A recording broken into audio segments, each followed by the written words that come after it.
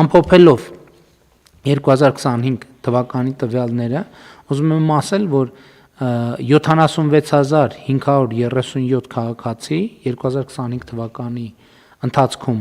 կամ հայտարարագրման արդյունքում 24-ի 25-ին հայտարարել է 24-ը արդյունքում ստացել է 6 միլիարդ 200 միլիոն դրամի սոցիալական կրեդիտ, այսինքն վերադարձվել է, ելի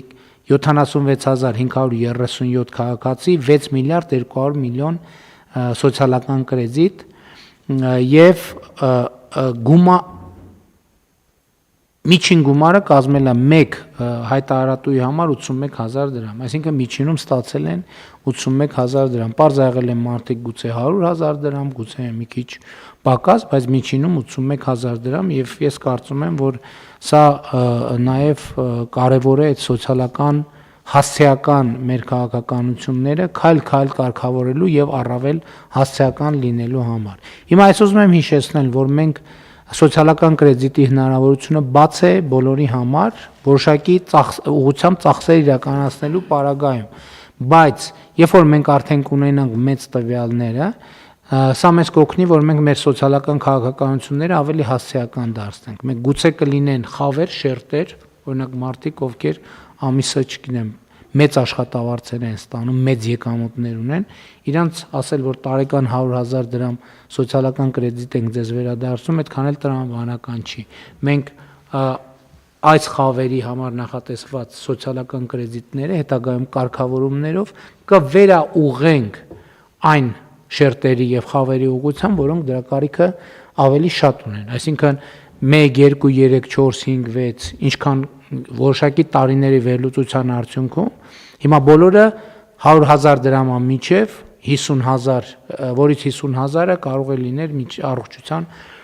ապահովագրության թեմաներով, բայց մի X պահի մենք պետք է որոշումներ կայացնենք եւ որոշակի խավի մարդկանց համար սոցիալական կրեդիտը կդառնա 0, իսկ ուրիշների համար, ասենք, կդառնա 150,000 դրամ, 200,000 դրամ, այդ կախված արդեն կոնկրետ վերլուծություններից եւ իրավիճակից։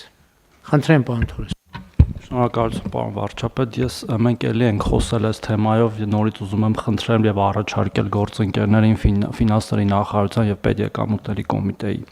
Նաեւ որպես օգտագործող այդ համակարգի մենք էլ ենք լրացնում այդ հայտարարագրերը։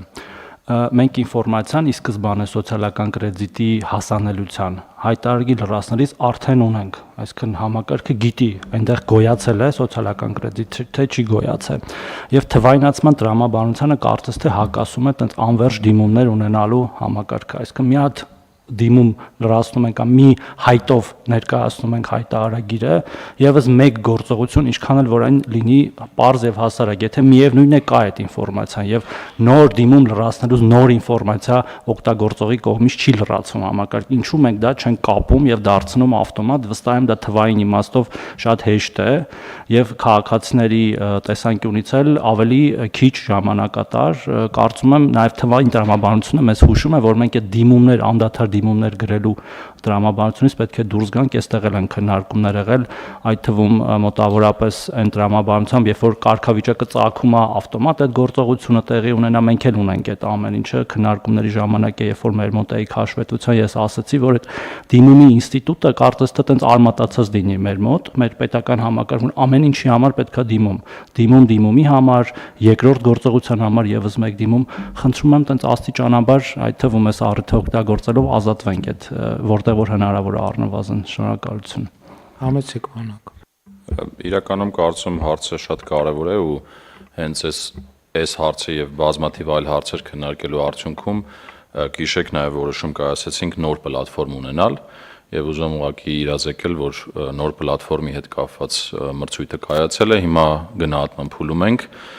ու դրա արդյունքներով մենք այս տարի կմշակենք արդեն այդ նոր պլատֆորմը, որը հենց նշված լուծումները իր մեջ կպարունակի եւ ոչ միայն նաեւ նշեմ, որ մենք խոստացել ենք, որ պետք է որոշ համակարգերի հասանելիություն ստանանք, մասնավորապես օրինակ բանկային տեղեկատվությունը, ավանների դիմացի եկամուտները ստացվող քաղաքացիների, դրանք քաղաքացիների թույլտվությամբ հնարավորություն ունենան բանկերից ստանալու, դա էլ ենք այդ հարցն ենք կարգավորում, մյուս հարցը օրինակ լիազորագրի միջոցով ուրիշին թույլ տալի իր փոխարեն հայտարարագիրը տեսնելը, լրամշակելը եւ հաստատելը, ինչպես նաեւ մեր սոցիալապես անապահով, ինչպես նաեւ կենսաթոշակառուների համար ավտոմատ տեղեկատվության ստացումը հենց նույն աշխատանքի սոցիալական հարցերի նախարարության շտեմաներից, սրանք բոլորը այս տարվա ընթացքում կլուծվեն, բացի դա էլ կլինի մի հավելված, որը պարոն վարչապետ ձեզ էլ ենք զեկուցել, որը շատ ավելի պարզ եղանակով մարդկանց հասանելի կլինի իրենց հեռախոսներում եւ շատ հեշտ հարցերի միջոցով իրենց կուղորդի ցանկացած դաշտ հասկանալու, ինչպես նաեւ լրամշակելու եւ հաստատելու իրենց հայտարարագրերը։ Շատ լավ։ Ունեք ասելիք համեցեք։ Պարոն վարչապետ, ես կուզեի առիթը օգտագործել եւս մեկ անգամ այդ սոցիալական կրեդիտի բովանդակության ու դրա բերած փոփոխության մասին մատնանշելու, որովհետեւ նախորդ տարի գարնան սկզբին որոշում կայացվեց սոցիալական կրեդիտի ենթակա ծախսերի տիրույթում ընդգրկել նաեւ ոչ ֆորմալ կրթական ծրագրերը, ու իսկապես դա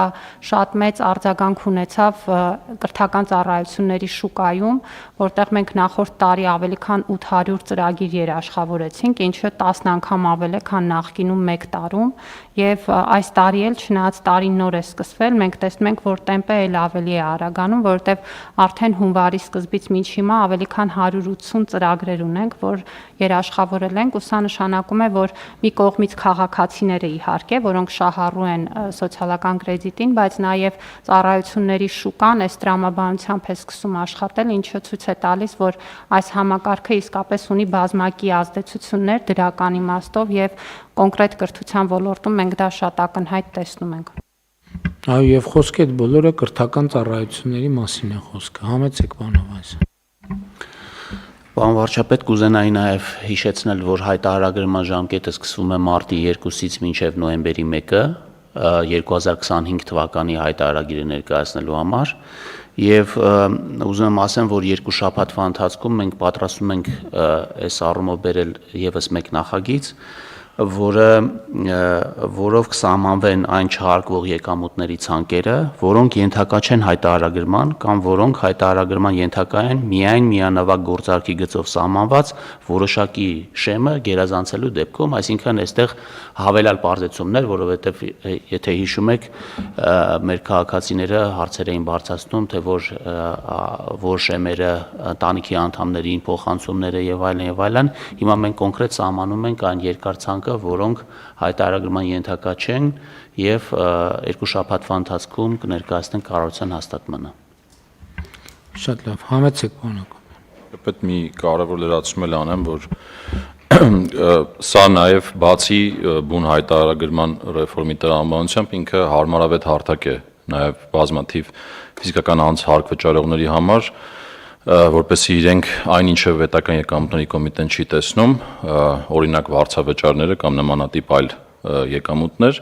այդ հարթակում շատ պարզ հայտարարագրեն եւ իրենց հարկերը վճարեն եւ 25 թվականը այդ տեսանկյունից էլ է բավական տենց առաջընթացի տարի եղել ու եթե թվեր հնչեցնեմ 8.6 միլիարդ դրամ հարկեր են վճարվել այդ ճանապարհով նախորդ տարվա 4.5 միլիարդ դրամի փոխարեն սա խոսում է հենց այդ հարմարավետության մասին 2.6 միլիարդ, այսինքն հայտարարագրման ճանապարհով Այո, այսինքն դրանք այն հարկերն են, որոնք այս պլատֆորմի բացակայության պատճառով օրինակ հնարավոր չէր լինի ու նորից կընկնենք այդ թղթային տրամաբանությամբ ինչ-որ դիմումներ ստանալու հարկեր հայտարարելու ռեժիմի մեջ եւ այս տեսանկյունից մի կարևոր բան ասեմ, որ մենք նաեւ այս ամբողջ ռեֆորմի Թվայնացման տրամաբանության ավարտը լինելու է նա, որ մենք ֆիզիկական անձի կյանքի իրադարձություն դարձնենք դա, այսինքն եթե ինքը հարկային մարմնի հետ առնչվում է, մի պատուհանից առնչվի բոլոր հարցերով եւ այս իմ նշած մրցույթի արդյունքում պլատֆորմը երբ որ կմշակվի, հաջորդ փուլը կլինի արդեն ֆիզանձի համար մեկ միասնական պլատֆորմ հարկային բոլոր հարցերով դիմելու պետությանը։